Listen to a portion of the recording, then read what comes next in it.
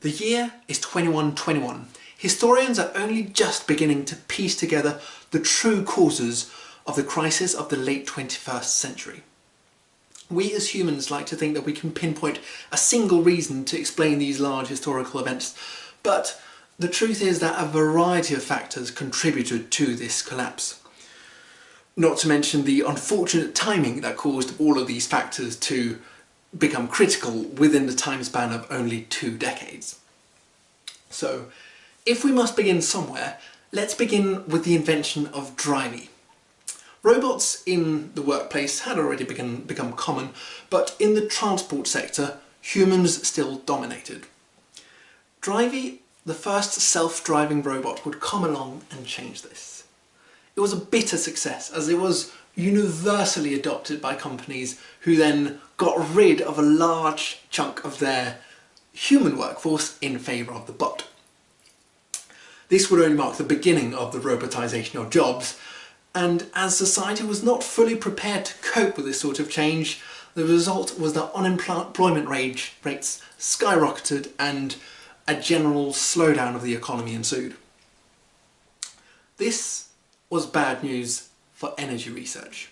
When the fossil fuels finally ran out, there simply was not enough stimulus in the economy to finance large, expensive and risky fusion reactor projects.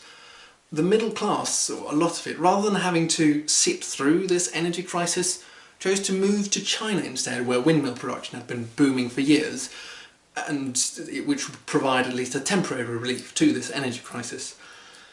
So with this middle class went scientists, academics, engineers and a lot of people who would have been crucial in the resolution of this energy crisis.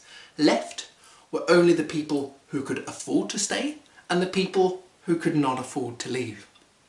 So, with this ever-growing gap between the rich and the poor, capitalism had finally proved to be a failed ideology. Europe and North America had turned out to be places where the super rich would go on holidays, whilst the native Western population would either struggle through poverty in the cities or develop small self-sustaining communities in the countryside. Had the tipping point been reached by this point, or would it still have been possible to peacefully redress matters? We may never know what would have happened if the droughts of the 2060s hadn't then occurred.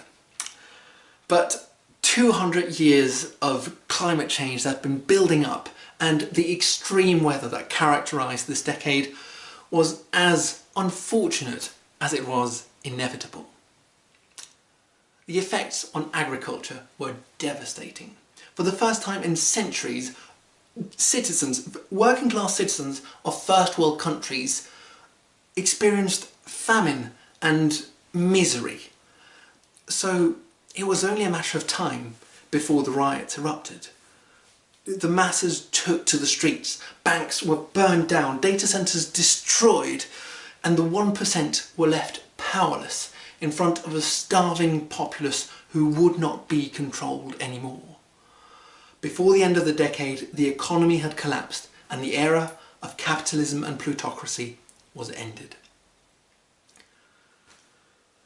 With all these causes working against the betterment of humanity, a lot of hypotheses have been made as to what the dominant factor was in bringing about the crisis of the late 21st century.